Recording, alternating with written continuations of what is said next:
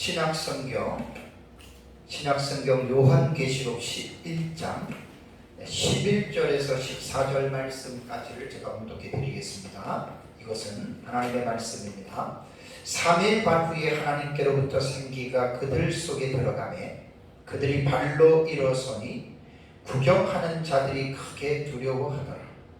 하늘로부터 큰 음성이 있어 이리로 올라오라 함을 그들이 듣고 구름을 타고 하늘로 올라가니 그들의 원수들도 구경하더라.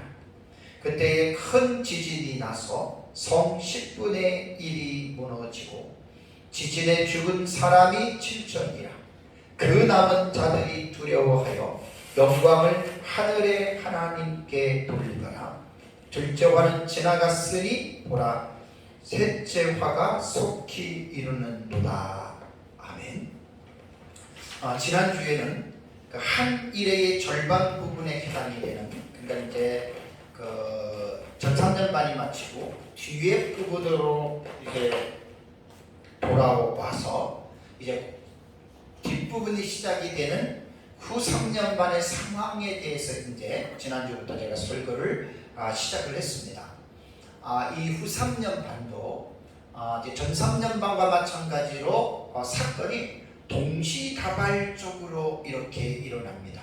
노파심에서도 말씀을 드리면 한 일회가 7년이고 한 일회를 절반으로 나누어서 전반부와 후반부를 전 3년반, 후 3년반으로 구분도 하고, 날짜로 말하면 1260일로도 구분하고, 달수로 말하면 42달, 연으로 말하면 3년 6개월, 또 다른 표현으로 말하면 한때, 두때, 반때라고 하는 용어가 이제 다니엘서에 나오고 요한계시록에 나오죠.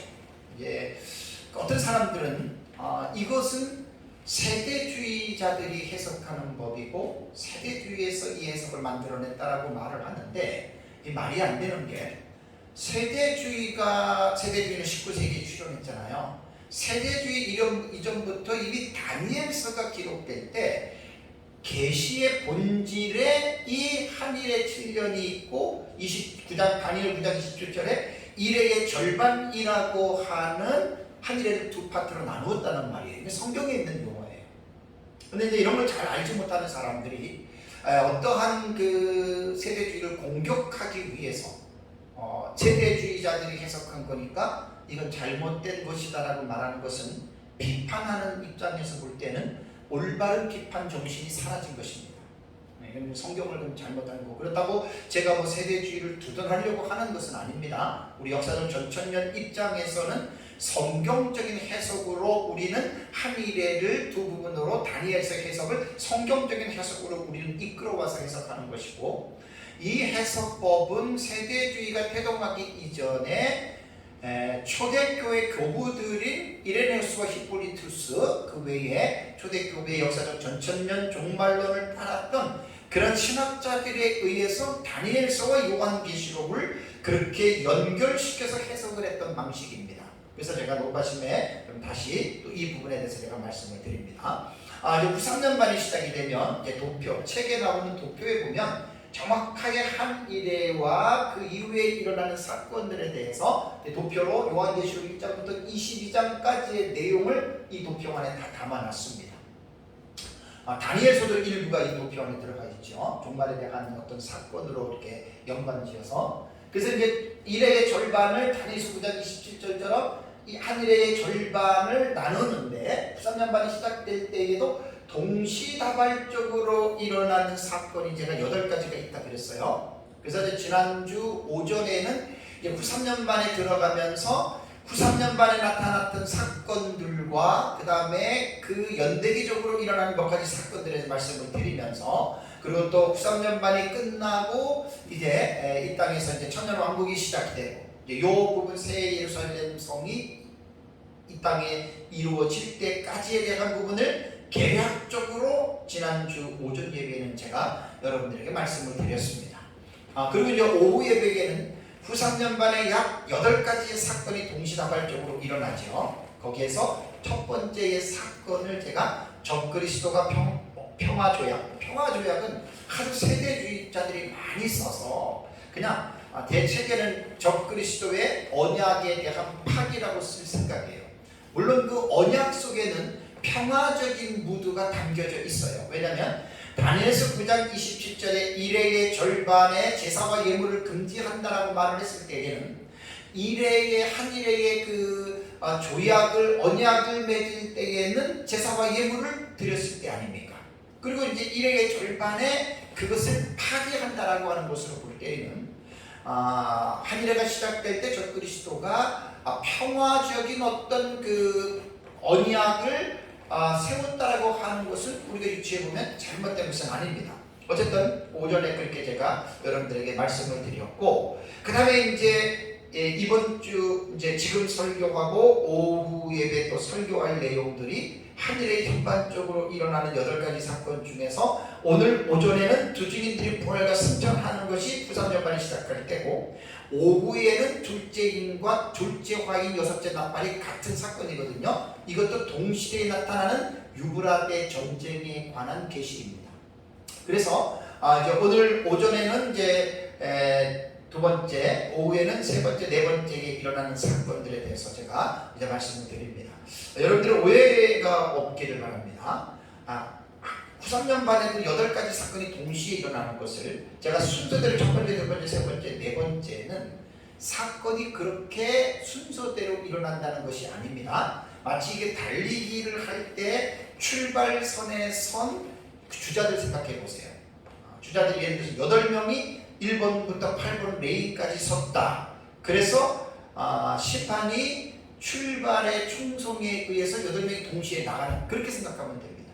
다만 제가 8가지를 동시적으로 인간이기 때문에 8가지를 동시적으로 설명할 수가 없기 때문에 순서적으로 동시적인 사건이지만 제가 순서적으로 여러분들에게 지금 이렇게 말씀을 드리고 있다라고 하는 것을 기억을 해야 됩니다. 그 다음에 이제 하늘의 후삼년 반 안에는 8가지 사건이 동시적으로 일어나면서 이제 그 연대기적으로 4가지 사건이 일어난다고 말씀을 드렸어요. 셋째 와인 7번째 나팔이 불려지고 예수님 재림하시고 유대인들의 남은 자들이 구원을 받고 생존 성도들이 예수님 재림 때 휴거하는, 이게 한일의 가운데 일어나는 거거든요. 여기 말이 4가지지 7번째 나팔은 7 대접이 포함되어져 있기 때문에 사건으로는 8가지가 됩니다. 7번째 나팔 하나, 그 다음에 7 대접 7 하면 8가지가 들어가는 거예요. 그러니까 후 3년 반에 연대기적으로 일어나는 사건은 제가 크게 4가지로 얘기를 했지만 여기다가 7개를 더하면 11가지의 사건이 그러니까 연대기적으로 일어난다라고 하는 이 사실을 기억을 해야 됩니다. 그런데 이제 제가 전삼년반 한일회가 시작될 때 여러분들에게 말씀을 드린 대로 무슨 10가지가 나타나고 8가지가 동시적으로 일어나나 사건의 가지에 관심을 갖지 말라 그랬죠. 크게 3가지 차원에서 생각을 하면 됩니다. 첫째는 뭐라 그랬어요? 하나님 편에서 당신의 교회를 향하신 하나님의 계획이 있죠. 그것이 첫째인의 흰말 타고 그 활을 가지고 나오는 그 기사가 우리는 두 증인이라고 이야기를 했죠. 그냥 1260일 동안 사역하는 계시록 11장의 두 증인이고, 그 두 증인의 수요가 계시록 7장에는 14만 4천의 무리로서 제가 대변된다라고 분명히 말씀을 드렸습니다. 그러니까 하나님 편에서는 이제 예수님 재림 직전에 하나님의 교회에 속해 있는 성도들을 보호하시고 그들의 구원을 마무리하는 차원에서 하나님이 일하심에 대한 사건이 이제 한일의 기간 동안에 나온다고 말씀을 드렸고, 두 번째는 사탄도 이제 예수님 재림하시고 나서 자기가 심판받은 것을 알기 때문에 발악을 하는 거예요, 사탄도. 그래서 이제 그 요한계시록에는 사탄에 의해서 삼총사가 있잖아요. 적그리스도, 거짓 선지자, 음녀의 무리들이, 이들을 통해서 이제 한 일회가 사탄의 입장에서는 최후의 발악을 하는, 그것이 이제 여러 가지 사건으로 나오고, 다음에 이제 크게 세 번째는 뭐냐면 하나님께서 범죄한 인류를 심판하는 내용들이 나와요. 그러니까 크게 세 가지의 이 어떤 분야에서 여러 가지 수십 개의 사건이 파생이 된다고 생각을 하면 뭐 10가지냐 8가지냐 뭐 그런 것 가지고 우리가 말할 필요가 없다라고 하는 말입니다. 그래서 이번 시간에는 93년 전에 93년 반에 동시다발적으로 일어난 사건에 대해서 말씀을 드리는데, 지난주에 이어서 이제 두 번째가 됩니다. 이번 시간에는 제가 읽어드린 본문에 나오는 대로 두 증인들이 부활하고 승천하는, 하늘로 올라가는 그 내용들에 대한 내용이 오늘 계시록 11장 11절에서 14절에 나오는 이제 이 내용입니다. 11절 보십시오. 11절을 보시면 3일 반 후에 하나님께로부터 생기가 그들 속에 들어가매 그들이 발로 일어서니 구경하는 자들이 크게 두려워하더라. 11장의 문맥 속에 나타나는 주인공 두 증인입니다. 그러니까 11장 3절에 내가 나의 두 증인에게 권세를 주어서 그들이 굵은 베옷을 입고 1260일을 예언한다. 이 두 증인에 관한 계시거든요. 11장에. 그런데 이들이 3일 반 후에 살아났다라고 하는 말은 이제 7절과 9절, 제가 두 증인의 죽음을 지난주에 제가 지지난주 설교했잖아요. 그죠? 예. 한 일회가 맞춰지는 시점이 언제냐? 두 증인들이 죽는 순간입니다. 왜냐하면 1260일의 사역을 그들이 마치니까. 그래서 7절과 9절을 보시면 그들이 그 증언을 마칠 때에 두 증인입니다. 마친다라고 하는 말은 기간은 1260일 동안의 사역이 마쳤다 그 말이죠. 그러나서 무덤으로부터 올라오는 짐승이 그들과 더불어 전쟁을 일으켜 그들을 이기고 그들을 죽일 터인즉, 그러니까 이 본문과 이제 그 11절은 연결이 되는 거예요. 7절과 9절, 10절에까지의 나온 이 내용과 지금 연결이 되는 거거든요. 그러니까 분명히 두 증인들은 1260일의 사역을 마치고 죽었습니다. 자, 죽은 다음에 이들이 죽은 것으로 끝난 것이 아니라 3일 반 후에 하나님께로부터 생기가 그들 속에 들어가서 그들이 발로 일어섰다. 이 말이 뭐죠? 죽었던 그들이 살아났다는 겁니다. 죽은 사람이 살아나는 것을 우리는 부활이라고 이야기를 하는데, 여기에서 보면은 하나님께로부터 생기가 그들 속에 들어갔다라고 하는 말을, 제 책에는 원문을 사역을 했습니다. 직역을 했는데, 하나님께로부터 오는 생기를 생명의 호흡이라고 말을 합니다. 이게 뭐냐면 프리마 조에스라고 하는 단어거든요. 생명의 호흡입니다. 생기라고 하는 말은 하나님께서 불어넣으시는 호흡.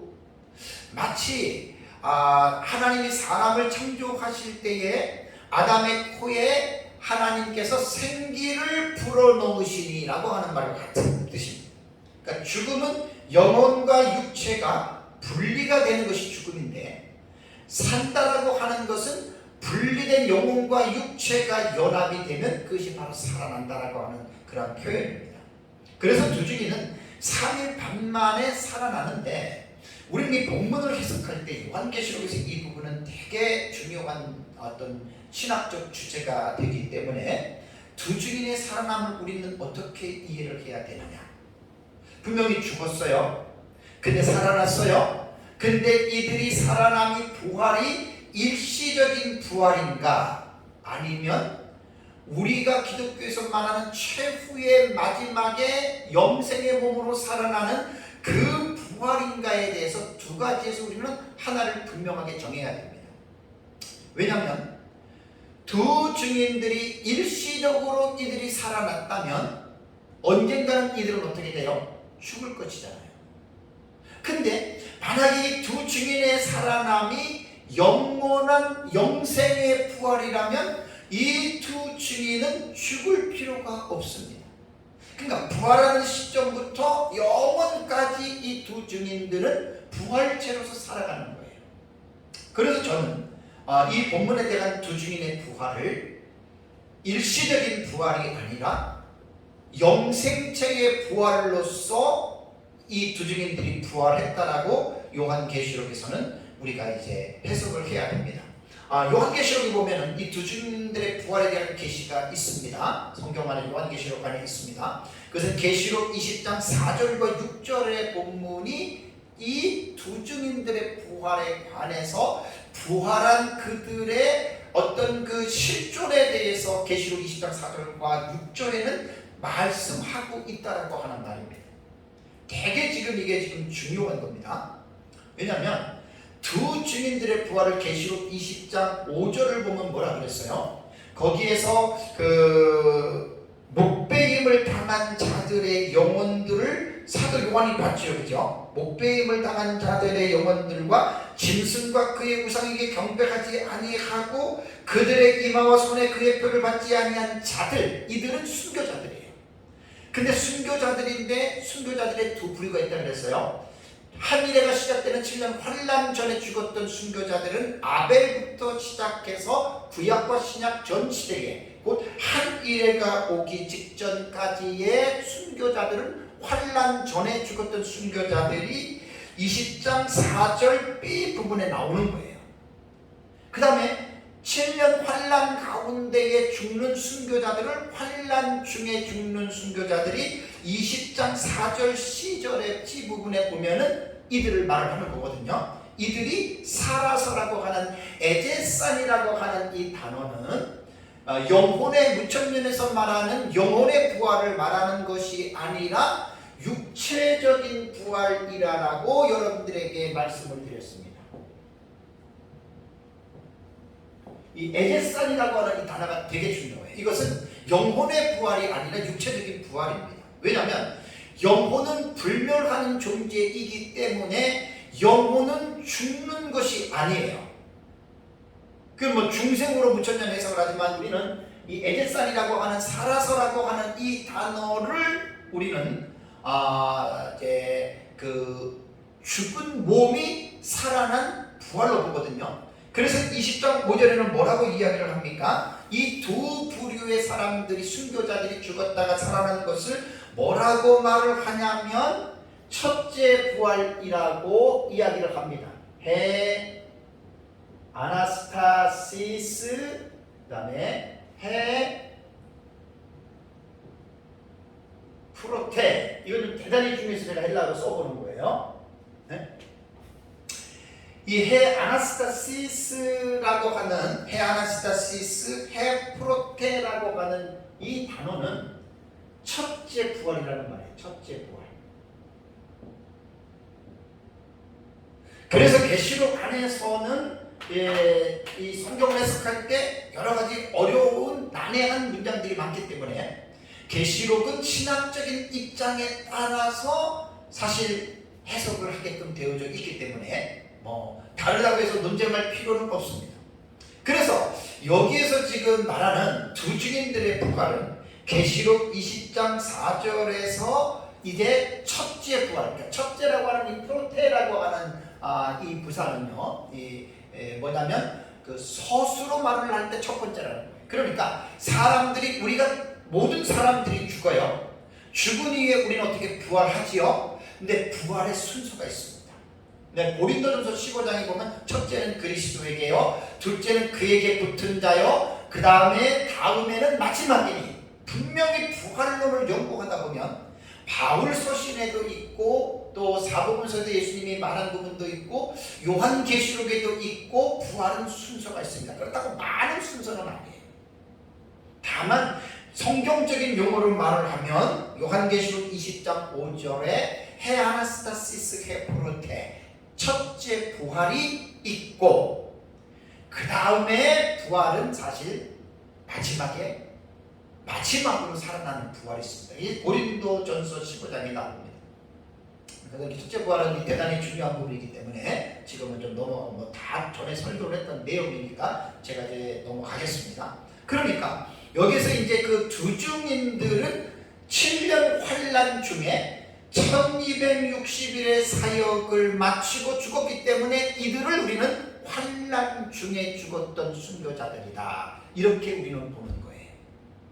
그래서 지난주에 제가 설교할 때 다섯째 인을 설교할 때 천상 제단 아래에 목배임을 당한 자들의 영혼들, 하나님의 말씀 때문에 목배임을 당한 자들의 영혼들이 있었죠. 그들 속에는 두 증인이 환란 중에 순교자들은 없어요. 왜냐하면 환란 중에 진행되는 과정이고 그래서 그 5번째 인에 나오는 순교자들의 영혼들은 환난 전에 죽었던 순교자들의 영혼들입니다. 이 계시록 안에서는 정확하게 구분이 되어져서 이렇게 우리가 그 대상들을 우리는 알 수가 있죠.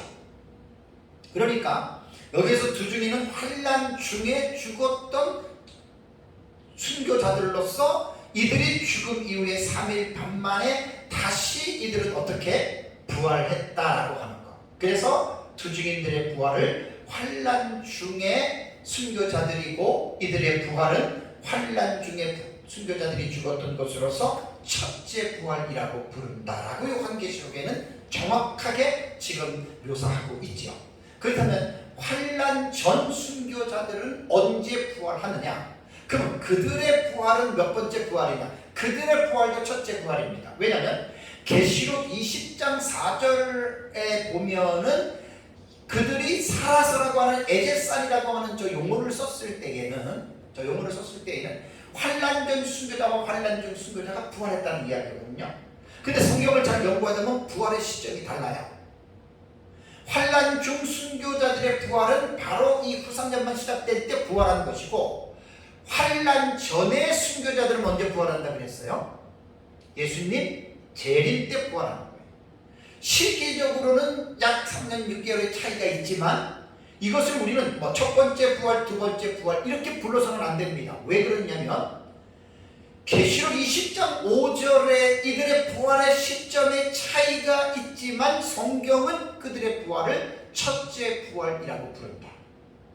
그러니까 성경에서 사람의 부활을 순교자들의 부활과 그 다음에 성도들의 부활에 대한 이 시점에 갭이 있다는 거예요. 이건 성경이 분명하게 말을 하고 있어요. 그리고 성도들은 언제 부활하느냐? 성도들의 부활은 일부 전천년주의자들이 예수님 재림할 때 죽은 성도들이 부활한다고 그랬는데, 이것은 데살로니가전서 4장 16절과 그 다음에 고린도전서 15장에 나타난 이 부활론과 요한계시록의 이 부활론을 연구하다 보면 예수님께서 재림하실 때에 죽은 성도들은 부활하지 않습니다. 그 예수님 재림할 때 부활하는 대상이 환난 전에 순교자들만 부활하고, 예수님 재림 이후에 이 땅에서 천년 왕국이 이루어진 이후에 천년 왕국이 끝나고 사단이 불못에 떨어지는 심판을 받고 계시록 20장 그 10절에 불못에 떨어지죠. 그러나서 11절, 12절, 13절을 보면은 죽은 자들이 다 부활하죠. 여기서는 성도들과 불신자 같이 부활합니다. 이것이 요한복음 5장 39절인가요? 하나님의 음성을 들을 때가 나느니 선한 자는 생명의 부활로 악한 일을 행한 자는 심판의 부활로 동시에 부활하는 거예요. 그래서 무천년의 종말론도 성도와 불신자를 동시에 부활하는 것으로 보는데, 일부 전천년주의자들만 성도와 불신자의 부활에 갭을 두고 차이를 두는 거예요. 예수님 재림 때 성도들 부활하고 천년왕국 끝나고 예수님 재림 때 불신자가 부활한다라고 하는 것은 성경적이지 않습니다. 그래서 신자와 불신자는 동시에 부활하는데, 아까 요한복음 5장 39절인가요? 5장 39절 아니죠. 너희가 죽은 자들이 하나님의 아들의 음성을 들을 때가 오나니, 그러면서 이제 모든 자가 살아난다 동시 부활을 말하는 거예요. 동시 부활. 그래서 우리는 환난 전에 죽었던 순교자들은 예수님 재림 때 그때 이제 무덤에서 죽은 자들이 부활한다고 하는 것은 바로 환난 전 순교자들만 부활하는 거예요. 그래서 천년왕국 끝나고 이제 이렇게 되는 겁니다. 그러면 이 요한계시록 11장에서 두 증인들이 지금 죽었잖아요. 그리고 3일 만에 살았잖아요. 그러니까 순교자들이에요. 순교는 제가 3주 전에 5째인 설교할 때 여러분들에게 말씀을 드렸지만, 순교의 의미는 그냥 예수 믿고 죽었다가 다 순교가 아닙니다. 순교를 충족시킬 수 있는 두 가지 전제 요건이 성립돼야 된다 그랬죠. 첫 번째는 뭐죠? 하나님의 말씀이 전제돼야 되고, 두 번째는 그들이 가지고 있는 증거, 구약시대에는 야훼에 관한 신앙, 신약시대에는 예수 그리스도에 대한 신앙에 대한 증거가 있어야 돼요. 복음을 전하다가 설교하다가 주의를 지키다가 예를 들면 이런 증거가 있어야 돼요. 그러니까 이러한 두 가지의 전제에 의해서 그것 때문에 죽어야 여러분 그게 순교입니다. 사람에게는 목숨이 하나입니다. 하나님을 사랑하고 하나님 앞에 헌신할 때 하나밖에 없는 자신의 목숨을 하나님의 말씀과 자기가 가지고 있는 신앙 때문에 죽었다라고 한다면 그 사람만큼 하나님 사랑하는 사람 없습니다. 어느 누구도 순교자의 그 신앙을 따라갈 수 없습니다. 그래서 첫째 부활이라고 하는 것은 다섯 주일을 설교할 때 말씀을 드린 대로 하나님의 사이였습니다. 하나님이 허락하신 사이였습니다. 그래서 계시록 안에서 보면은 첫째 부활자들이 어떠한 복을 받냐면 먼저 사람으로서의 부활하는 그러한 이제 하나님의 복을 받고 그 다음에 그들이 예수님 이 두 증인들의 환난 중 순교자들 같은 경우는 예수님께서 재림하실 때 계시록 19장을 보면 어떻게 해요? 백마 타고 군사로 내려와서 아마겟돈에 있는 지성의 군대들을 심판하는 내용이 나오죠. 그죠? 그러니까 아무나 받는 게 아니에요.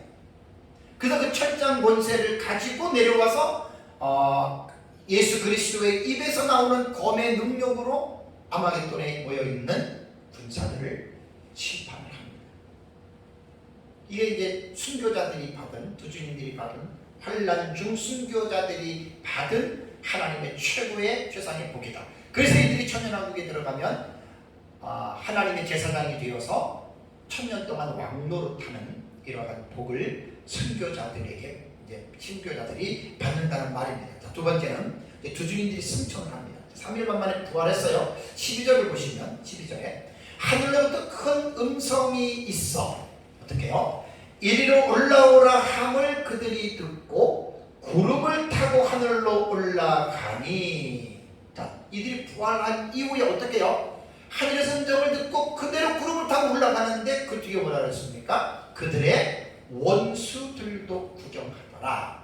자, 여기서 두 증인들의 승천은 예수님의 승천하신 것과 같은 어떤 그러한 생각이 들죠. 그죠? 왜냐하면 예수님의 승천이요 가상적으로 올라간 게 아니에요. 뭐 그냥 사람이 만들어낸 것이 아니라 역사적인 팩트입니다. 그래서 고린도전서에 보면은 예수님께서 승천하실 때 감람산에서 500여 명의 형제들이 봤다 그랬잖아요. 그죠?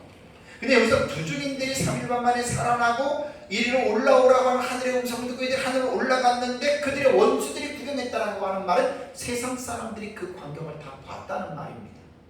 참 신기합니다. 참 놀라운 사건을 목도를 하는 것입니다. 어떻게 사람이 하늘로 올라갈 수 있을까? 그것이 이제 구약 성경에서는 에녹과 엘리야를 통해서 하나님께서는 타이폴로지라 모형론으로 에녹과 엘리야의 승천은 예수 그리스도의 승천을 그림자로서 설명한 것이고 그 다음에 예수 그리스도의 승천은 실물이고 그 다음에 두 증인들의 승천도 예수 그리스도의 승천에 관한 첫째 부활자들의 본보기로서 하나님께서 보여주신 의미 있는 사건이라고 하는 것을 여러분 우리는 이제 기억을 해야 됩니다. 그래서 두 증인들의 이 부활 신학적으로 큰 의미가 있다라고 아까 말씀을 드리고 이들의 승천도 여러분 마찬가지입니다. 근데 요한계시록을 연구하다 보면 이들이 그러면 하늘로 올라갔어요. 그러면 두 증인들이 하늘에 올라가서 뭘 하고 있을까요? 우리가 성경에서 침묵하면 침묵해야 됩니다. 왜? 성경에서 말하지 아니하는 내용을 가지고 우리가 지나친 유추를 해서 우리가 어떤 스토리를 만들어낸다면 상당히 잘못된 경우들이 많습니다. 그건 상당히 위험한 방법입니다. 그래서 칼빈이 말한 대로 성경이 가라고 하면 가고 서라고 하면 서야 됩니다. 성경에서 말씀하지 아니한 것을 억지로 우리가 만들어낼 필요는 없어요. 그러다 보면 하나님의 특별 계시를 우리가 훼손시키는 중대한 죄를 범할 수가 있습니다. 그런데 요한계시록을 보면 두주민들이 분명히 12절에 보면 이들이 하늘로 올라갔죠. 그죠? 이 현장을 원수들이 보았어요. 그럼 이들이 하늘에 올라가 있는 장면이 어디에 있을까요? 있습니다. 14장을 볼까요? 그래서 요한계시록을 잘 연구하면 참 너무너무 감탄이 안 나올 수가 없는 게 요한계시록 14장 1절을 보면 또 내가 보니 보라 어린 양이 시온에서 어린 양은 예수 그리스도입니다. 시온은 천국입니다. 그 다음에 뭐죠? 그와 함께 누가 있죠? 14만 4천이 서 있는데 그들의 이마에는 어린 양의 이름과 그 아버지의 이름을 쓴 것이 있더라. 14만 4천은 계시록 10장에 나와요. 그럼 계시록 7장에 나오는 14만 4천과 계시록 14장에 나오는 14만 4천은 동일 인물일까요? 아니면 다른 사람들일까요? 대다수의 학자들이 동일 인물로 봅니다. 문제는 이 14만 4천이 누구냐의 해석에 따라서 그들이 해석하는 논리가 다르다는 거예요. 그 구원받은 총수로 보는 유천년의 설로 볼 때에는 7장의 14만 4천은 구원받은 자들의 성령의 인침으로 해석하고 14장 1절은 이들이 천국에 올라가 있는 모습으로 해석을 하니까 논리적으로는 틀리지 않고 맞아요. 그런데 우리는 14만 4천을 누구로 해석한다 그랬어요? 우리는 14만 4천을 구원받은 자가 절대로 될 수 없다라고 말씀을 드렸고, 왜 14만 4천이 구원받은 자가 될 수 없는 이유에 대해서는 성경적으로 계시록 14장 4절과 5절에 읽어보면 이 14만 4천이 하늘의 시온산에 서기 전에 이 사람들이 이 땅에서 어떻게 살았는지에 대한 5가지의 삶의 그 요건들이 나오죠. 거기서 제가 신학적인 자격과 신앙적인 자격과 인격적인 자격을 3가지로 지금 구분을 했어요. 여러분, 구원받은 사람이 이 땅에서 입술에 거짓말이 없는 삶을 살았습니까? 그 14장 5절에 나오는 거예요. 여러분, 구원받은 사람이 아무런 흠이 없이 이 세상에서 살았겠습니까? 구원받은 자가 될 수 없다니까 14만 4천은. 그래서 14만 4천은 특별한 하나님의 종들로서 마지막 시대의 사명자들이 두 증인으로 해석하는 것이 정말로 가장 옳은 해석법입니다. 물론 이것이 신학적인 입장에 따라서 다르다고 해서 싸울 필요는 없어요. 또 나와 다르다고 해서 상대방의 해석을 우리는 무시할 필요는 없어요. 무시할 필요는 없어요. 절대 무시할 필요는 없어요. 왜냐하면 무시하게 되면 싸움이 일어나거든요. 해석상의 차이는 분명히 있을 수 있습니다. 근데 우리는 이 14만 4천을 두 증인으로 계시록 11장에 나타난 1260일의 사역하는 그들로 해석을 해서 제 책에 보면은 그 내용이 성경적인 해석이나 신학적인 해석으로 조금도 부족함이 없지 않았습니다.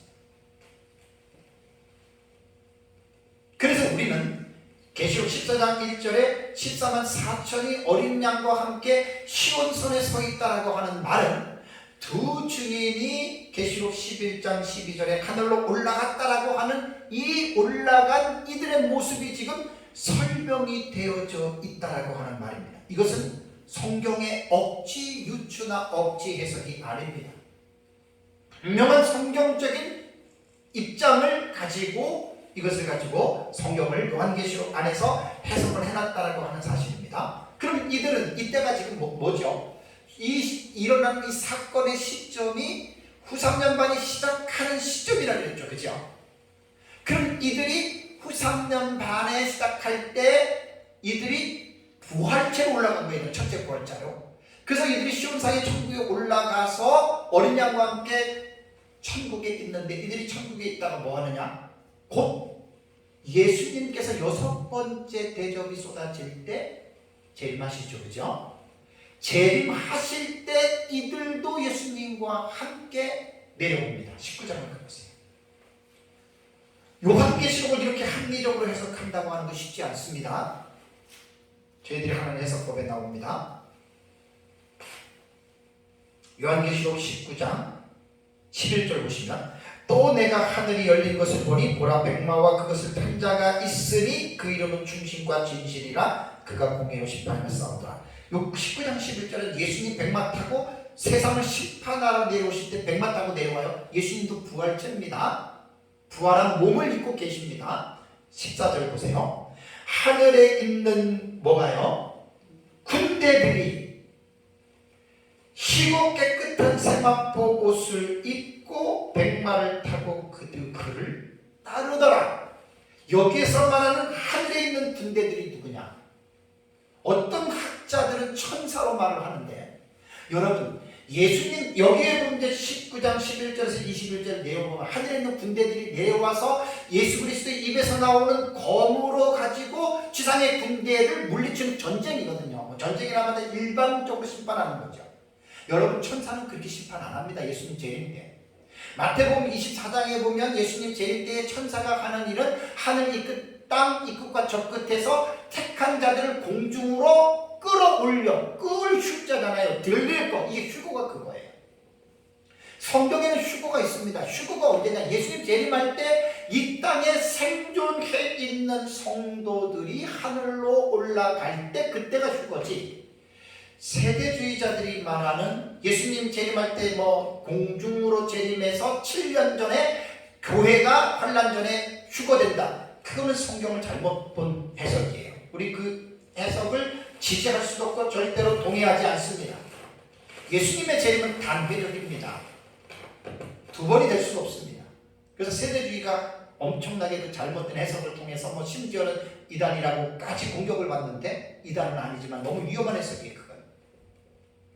그래서 휴거는 있어요. 그래서 무천년주의자들 중에서 세대주의의 환란전 휴거 이것을 부정하기 위해서 휴거가 없다 그러는데 그 표현을 잘못 쓰는 거예요.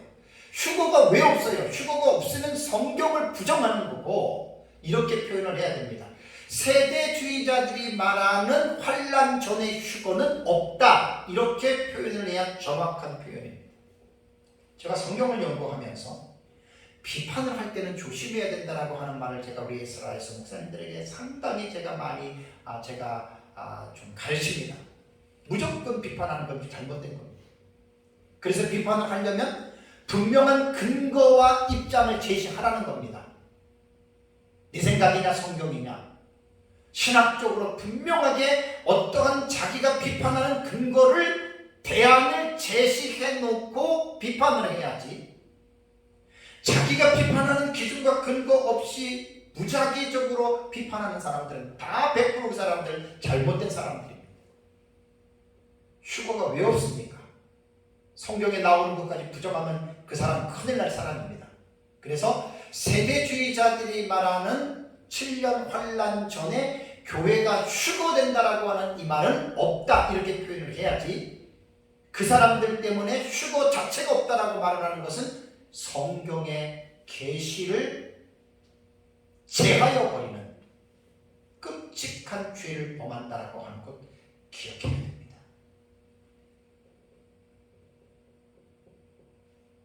그래서 여기에서 19장에 보면은 예수님 재림 때 승천한 두 증인들이 하늘의 군대로 백마를 타고 어떻게 해요?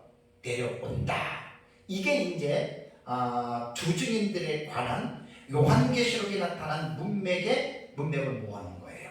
그래서 우리가 이제 두 증인들이 부활했어요, 승천했어요. 요게 이제 63년반 시작될 때 일어난 것이다. 그런데 또 하나 이제 두 증인들이 승천하는 장면이 요한계시록 안에서는 다른 곳에 또 나옵니다. 어디에 나오죠? 12장 5절에 나옵니다. 참 성경을 깊이 있게 연구하면 성경 안에서 연결된 부분들을, 연결된 고리들을 우리가 찾아낼 수가 있어요. 12장 5절을 보시면 여자가 아들을 낳으니 이는 장차 철장으로 만국을 다스릴 남자라. 이 아이를 하나님 앞과 그 보좌 앞으로 올려가더라. 자, 계시록 12장 되게 난해한 장입니다. 12장 설교할 때 여러분들에게 몇 번 말씀을 드렸습니다. 계시록 12장 지금 1절에서 그 6절에 보면 여자가 나와요. 여자가 나오는데 이 여자가 어떤 여자냐면 헤롯 옷을 입은 여자입니다. 상징적 표현, 기술이죠. 당연히 상징으로 우리는 이 본문을 해석을 하게 됩니다. 그럼 이 여자를 누구로 해석하느냐에 따라서 이 여자가 낳은 아들의 신분이 결정이 되고, 또 이 여자가 낳은 아들을 붉은 용인 사탄이 괴롭히려고 하는 그 이유도 알게 되고, 그 다음에 이 여자가 하늘로 올라갈 때, 승천할 때 어떠한 시츄에이션인지를 우리는 이해를 하게 되는데, 크게 말하면 문천녀는 여자를 마리아로 문자로 해석을 해요. 좀 신특이해요. 제가 볼 때는 왜 상징으로 해석을 안 하고 왜 여자를 또 마리아로 해석하는지 참 알다가도 모를 일이에요. 그러면 여자를 마리아로 봤을 때에는 이 여자가 낳은 아들을 당연히 누구로 보겠어요? 예수님으로 보겠죠? 근데 이것은 계시록 12장에 여자를 마리아로 해석하고 여자가 낳은 아들을 예수님으로 해석하면 이것은 마리아가 예수님을 잉태했던 신약시대 초기로 이거는 지금 돌아가는 거예요. 12장의 사건이. 뭐 상징의 해석이야 언제 어디서나 마음껏 늘릴 수가 있기 때문에 그 해석법들은 원래 그렇습니다. 그런데 우리는 여자를 상징으로 우리는 해석을 해요. 그죠? 어떻게 보면 무천년도 우리가 뒤바뀌었어요. 물론 우리도 상징의 해석은 전전년도 상징으로 해석을 합니다. 우리는 여기서 헤롯 옷 입은 여자를 인류 종말에 하나님의 성령이 내재하시고 임재하시는 촛대교회, 촛대교회라고 하는 용어도 계시록 1장 11절을 보면은 부활하신 예수 그리스도께서 촛대 사이에 거하신다. 촛대는 교회거든요. 7금 촛대. 그러니까 예수 그리스도께서는 성령을 통해서 건전한 하나님의 진리 안에 서 있는 그 올바른 교회 안에 그분이 내재하신다. 그래서 우리 촛대교회라고 부르는 거예요. 이상한 용어가 아니에요. 성경적인 용어예요. 그래서 여기서 계시록 12장에는 촛대교회는 인류 종말에 예수 그리스도께서 임재하시는 하나님의 진리를 올바르게 가르치고 하나님의 성령 안에서 움직여지는 교회를 우리는 헤롯 옷 입은 여자 촛대교회, 종말의 교회로 보는 거예요. 그러면 이 여자가 낳는 아들은 누구냐? 여러분, 사역자들은 교회에서 낳습니다. 오늘날로 말하면 이제 신학생들 신학교 가서 공부하고 목사가 되잖아요. 이게 어디서 시작됩니까? 정상적인 환경으로 볼 때에는 교회에서 다 이루어집니다. 교회에서 신앙생활하고 교회에서 믿음생활하다가 또 거기서 하나님의 소명을 받고 신학교를 가고 신학교를 가면 또 교회에서 신학생들을 후원하고 뒷바라지해서 그들을 신학교에 보내놓고 공부하고 신학생들이 다시 교회로 와서 교회에서 부교육자 생활을 하다가 그들이 목사가 돼서 다시 교회를 그들이 섬기는 일꾼들이 되잖아요. 그래서 여자가 낳은 아들은 우리는 마지막 시대에 두 주인으로 해석을 하는 것이 지극히 당연한 해석입니다. 저희들의 해석은 6장부터 19장까지를 한 일이라고 하는 7년 안에 이루어지는 사건으로 해석하기 때문에 조금도 해석에 불일치가 없고 충돌이 없어요. 제가 은사이신 우리 민명철 목사님한테 배워서 그 내용을 지금 신학적으로 체계화를 시켜가면서 제 책의 주제를 낸 책을 보면 절대로 충돌이 일어나는 부분이 하나도 없습니다. 그만큼 제가 개인적으로는 확신이 강하고 너무 올바른 해석이라고 저는 자부하고 있는 사람입니다. 그래서 여자가 낳은 아들을 우리는 마지막 시대의 촛대교회, 교회가 낳는 하나님의 종들, 그래서 그 종들이 바로 마지막 시대의 14만 4천의 두 증인으로서의 이 사명을 감당할 자들이 된다. 그래서 마지막 때의 신학교는 참 이거 정말 사명이 너무너무 중요해요. 지금 우리나라만 하더라도 감리교가 신학대학 3개가 하나로 통폐합했습니다. 왜? 학생이 없습니다. 우리 고신도 그렇고 총신도 그렇고 지금 이 보수 신학교들이 학생들이 지금 미달돼요. 고신은 벌써 미달됐어요. 총신도 좀 있으면 미달됩니다.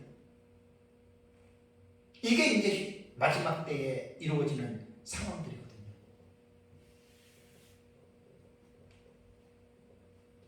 그래서 교회가 종을 낳는 거예요. 근데 사탄이 사역자들을, 종들을 가만히 내버려 두지 않지요. 엄청난 고난이 있습니다. 저는 큰 교회하고 작은 교회를 구분하지는 않는데 신학생 시절도 제가 겪었기 때문에 마지막 때에 공부하는 신학생들은 여러 가지로 힘들 겁니다. 특히 경제적으로. 또 적은 교회에서 하나의 주의 종을 태동시키기 위해서 그 교회에서 나오는 그 재정의 열악한 가운데에서 총회에다가 내는 또 진학비를 내는 이런 돈이 이제 있을 수가 있잖아요. 그게 여러분 힘든, 그러니까 그런 어려운 고난 가운데에 마지막 때에 사역자들은 태어나는 거예요. 나는 이거 분명히 옳다고 봅니다. 물론 사역자라고 목사라고 다 올바른 사람들이 아니죠. 그 중에는 그런 때는 어떤 잘못된 생각을 가지고 목사가 돼서 이제 하나님의 영광이 아닌 자기 배를 채우기 위한 거짓 목사들도 의외로 많습니다. 마지막 때 성도들은 그거를 분별할 수 있어야 됩니다. 참 목자와 거짓 목자. 근데 마지막 때 두중인은 그런 사람들이 아닙니다. 우리가 두중인의 계시에서 우리가 말씀을 제가 드린 대로 다 순교합니다. 그러니까 마지막 때 신학교를 가는 사람들은 나는 순교할 자야 이런 각오를 갖고 그런 자들은 신학교를 보내면 돼요. 그냥 뭐 교회 해가지고 뭐 교회 부흥시켜가지고 막 이름 내고 편안하게 살고 그런 사람들은 사꾼이 됩니다. 사꾼. 어느 시대든지 간에 그런 사람들은 사꾼이 되어서 거짓 선지자의 반열로 들어가게 되고 그 중에는 마태복음 7장에 말한 대로 주의 이름으로 선지자 노릇하고 귀신 쫓고 또 많은 능력을 행했어도 예수님이 도무지 너희를 알지 못하니 어둠 가운데 떨어지라고 지옥의 형벌을 받는 이러한 목사들도 존재합니다. 마지막 때의 사역자들은 어떤 자신의 출세나 자신의 명예나 또 자신의 이름을 내고 또 부를 위해서 목회자의 길을 걸어갔다면 그 사람은 100% 사꾼이 됩니다. 그냥 두중인들 1260을 마치고 복음 때문에 장렬한 순교를 당한다고 하는 이 사실 앞에서 내가 하나님의 사명자로서 부름을 받았다면 순교는 100% 각오하고 나는 순교하기 위해서 출동이 된다. 이렇게 딱 공부하는 사람들은 전혀 차원이 다를 겁니다. 공부할 때부터. 그래서 예수님 재림이 가까이 올수록 신학교는 신학생 한 사람을 키울 때에 올바른 순교적인 각오와 자세를 가르치지 않으면 변질됩니다. 그 두중인의 맥을 그렇게 보는 겁니다.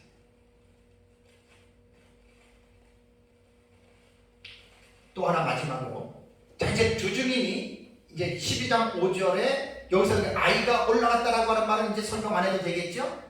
이 두중인이 저기 아들이 초대교회가 나온 마지막 때 사명자 두중인이란 말이에요. 그들이 하늘로 승천 이렇게 우리는 해석을 하는 겁니다. 그러니까 무천년의 해석에서 마리아가 예수, 예수가 승천 뭐 이거는 참 어떻게 보면 우리 입장에서 볼 때 그게 아니죠. 그럼 뭐 어쩔 수 없죠. 그거는. 어쨌든 우리는 이렇게 해석한다. 자 마지막으로 이제 보면 13절과 14절을 보십시오. 아주 이 요한계시록에서 이 본문을 잘 구분해낼 수가 있어야 됩니다. 자 13절 보시면 그때에 큰 지진이 나서 성 10분의 1이 무너지고 지진에 죽은 사람이 몇 명이라고요? 7천이라 그랬죠.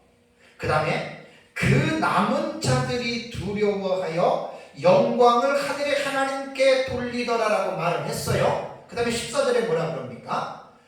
둘째 화는 지나갔으니 라고 말을 하면서 보라 셋째 화가 속히 이르는도다. 이 요한계시록에서 이 부분 해석이 참 되게 까다롭습니다.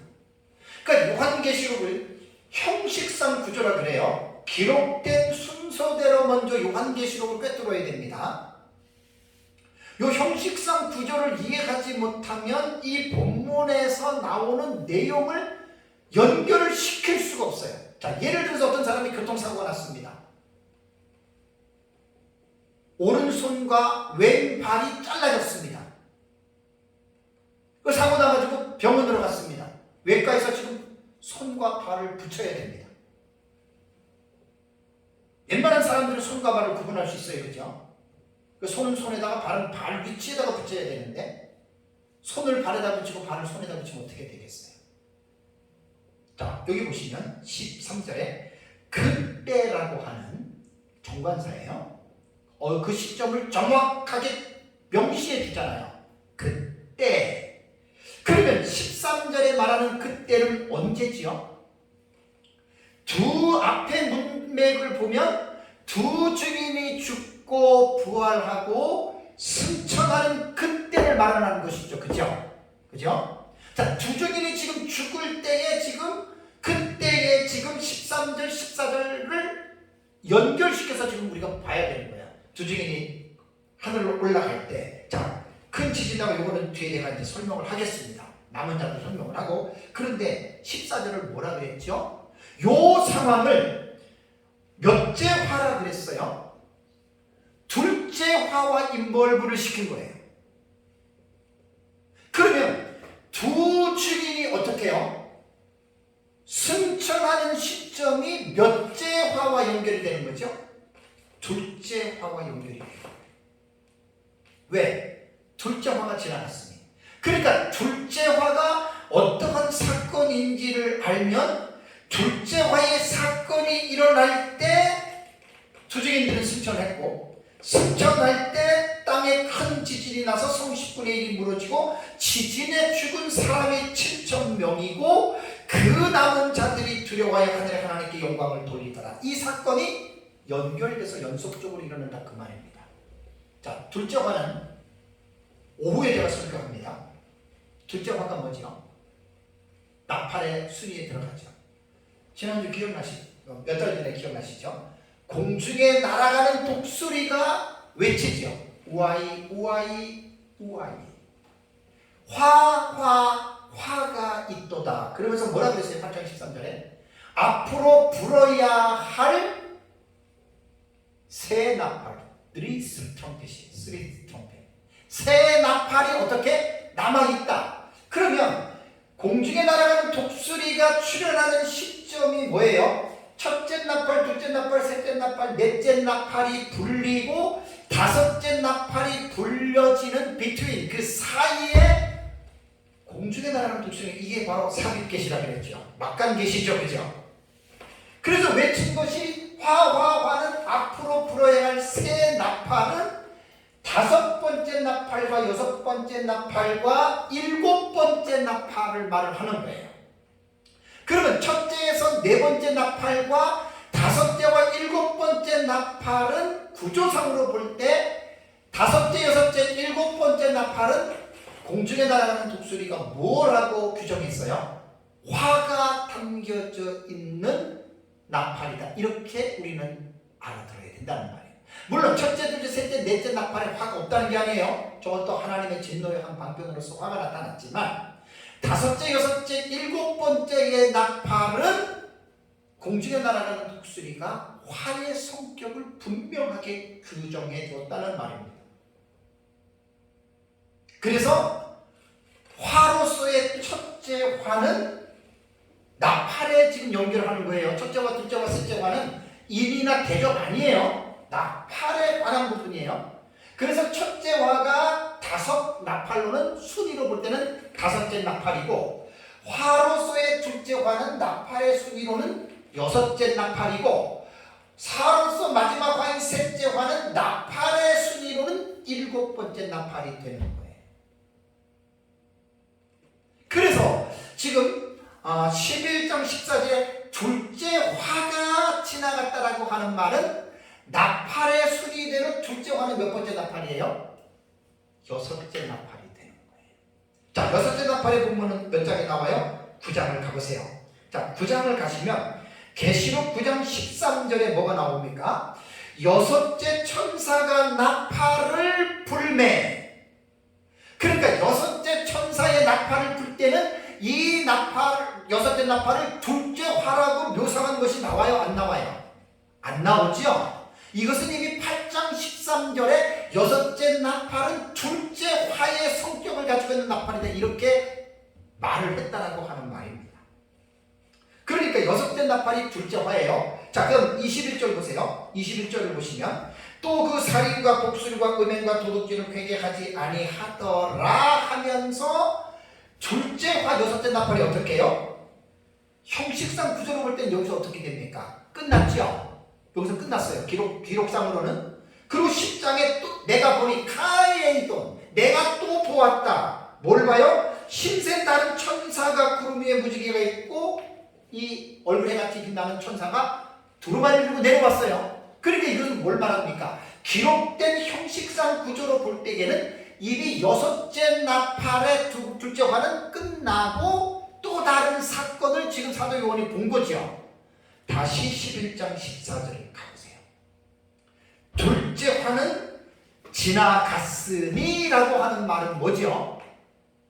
13절에 그때의 지진이 일어나는 사건, 성 10분의 1이 무너지고 지진에 죽은 사람이 7,000명은 어디에 연결된 사건이에요? 둘째 화가 지나갔다라고 하는 말은 뭐죠? 이 13절과 13절은 어디에 붙여야 돼요? 둘째 화에 갖다 붙여야 되는 거예요. 그래서 이것은 형식상 구조로 보는 거예요. 여섯째 나팔이 둘째 화란 말이에요. 근데 9장 21절에 기록된 순서로는 둘째 화가 거기서 끝난 것 같았는데 11장에 딱 들어와 보니까 둘째 화의 마지막 사건을 둘째 화 여섯 번째 나팔의 본문에는 다루지 않았다, 그 말이죠. 그죠? 그러니까 이것을 병행으로 기술한 거예요. 어떻게 되냐면 11장에 두 증인의 사건을 기술하면서 두 증인이 죽고 3일 반 만에 살아나고 두 증인이 승천할 때 어떤 사건이 일어난다는 거죠? 둘째 화의 사건이 동시에 일어난다, 그 말입니다. 둘째 화가 동시에 일어난다, 그 말입니다. 그래서 계시록 11장 13절은 11장 그 9장의 21절에 둘째 화 복술과 음행과 도둑질을 회개하지 아니하더라 라고 이제 말을 하면서 그때에 큰 지진이 나서 그때 지진이 날 때 두 증인들은 어떻게 돼요? 승천하는 거예요. 이해가 되시죠? 요한계시록은 이렇게 문맥을 통합적으로 전체적으로 통일해서 읽는다라고 하는 것 여러분 쉽지 않습니다. 이거는 기록된 순서로 볼 때, 외형상 구조로 볼 때 이렇게 이 본문을 우리가 읽어내야 된다라고 하는 말입니다. 그래서 둘째 화가 이제 오후에 제가 설교를 하는데 유브라데 전쟁, 정말로 전무후무한 전쟁입니다. 세상의 인구 3분의 1이 죽는 전쟁. 그래서 우리는 이 전쟁을 3차 핵전쟁으로 볼 수밖에 없는, 물론 앞으로 핵전쟁이 일어날 수도 있겠습니다만 지구상의 인구 3분의 1이 죽지 않으면 둘째 화가 아닙니다. 국지적으로 러시아가 예를 들어서 우크라이나에 핵을 투하해서 100만 명이 죽었다, 그건 둘째 화가 아닙니다. 유브라데 전쟁은 3분의 1이 죽어야 됩니다. 자세한 내용은 제가 오후 예배 때에 설명을 하도록 하겠습니다. 자, 그렇다면 마지막으로 성 10분의 1이 된 이 부분을 제가 주의를 하고 마치겠습니다. 자, 지진으로 인해서 성 10분의 1이 무너졌다. 그러면 여기에서 성 10분의 1은 어떤 성을 말하느냐, 이 해석이 중요한 거예요. 7,000명이 죽었다. 이것도 해석이 참 여러분 중요합니다. 그렇다면 이 지진은 성 전체가 무너진 것은 아닌데 그럼 이 성을 어디로 봐야 되느냐? 저희가 해석하는 방법은 요한계시록에서는 큰 성 바벨론 그러잖아요. 그 바벨론이라고 하는 지역에 있는 그 성을 말하는 게 아니라 마지막 시대의 종말론의 사회, 종말론의 이 지구를 요한은 뭐라고 본다고요? 큰 성 바벨론으로 보는 거예요. 죄악과 우상과 음란과 쾌락이 난무했던 그 바벨론처럼 마지막 때의 이 세상은, 예수님 재림 직전의 세상은 그렇게 옛날에 바벨론 성처럼 이제 이 세상의 문화와 모든 사상과 모든 사람들의 삶이 그렇게 타락할 것이다. 그래서 큰 성 바벨론이라고 말을 한 거예요. 그러니까 큰 성 10분의 1이 무너졌다라고 하는 이 말은요, 큰 성 10분의 1은 이 세상에 있는 그 성들, 건물들의 10분의 1은 곧 유브라데 전쟁이 일어날 때, 핵전쟁이 일어나니까 핵이 떨어질 때 그 진동에 의해서 건물들이 무너지잖아요. 그죠? 지진이 일어날 거 아니에요. 그죠? 그러니까 이 세상에 있는 건물들의 10분의 1이 핵전쟁에 의해서 지진과 동반이 돼서 무너져서 이제 지진 났다라고 보면 되고, 7,000명은 뭔가? 문자적으로 전 세계에 지진이 일어나는데 7,000명밖에 안 죽었다? 이건 말이 안 되잖아요. 그죠? 이건 말이 안 되는 거예요. 그래서 역사적 전천연학자였던 로버트 마우스의 주석을 보면은, 여기 보면 7,000이라고 하는 이 숫자는 사도 요한 시대에 보통 큰 규모를 가진 도시 인구의 10분의 1 정도를 가르치는 대략적인 숫자였다. 저는 참 이 주석에 상당히 제가 동의를 했습니다. 뭐 7,000이라고 하는 숫자가 뭐 완전 7이라고 하는 완전수에서 뭐 이렇게 넘어지고도 뭐 충분히 상징의 해석은 뭐 몇백 개, 몇천 개도 해석할 수 있기 때문에 그거는 자유지만, 저는 마우스의 이 주석이 상당히 제가 공감이 되는 게, 요한 당시에 큰 규모를 가진 성의 10분의 1이 7,000명이면 한 7만 명 정도 사는 성이다. 물론 더 큰 성은 뭐 10만 이상이 될 수도 있겠지만, 대표적으로 볼 때 로버트 마우스의 주석이 저는 상당히 합리적이라고 생각을 합니다. 그러면 우리는 이 10분의 1 지진을 통해서 10분의 1 중에 7,000명이 죽었다라고 하는 말은 이 성 자체를 전체적인 지구로 볼 때, 핵전쟁을 통해서 또 지진이 연결이 돼서 일어날 때 지구의 인구의 죽은 사람의 10분의 1로 보는 것이 가장 저는 타당하다고 봅니다. 왜냐하면 오해도 말씀드리겠지만, 지금 80억 인구의 3분의 1이면 26억 6천 한 600만 명 정도 됩니다.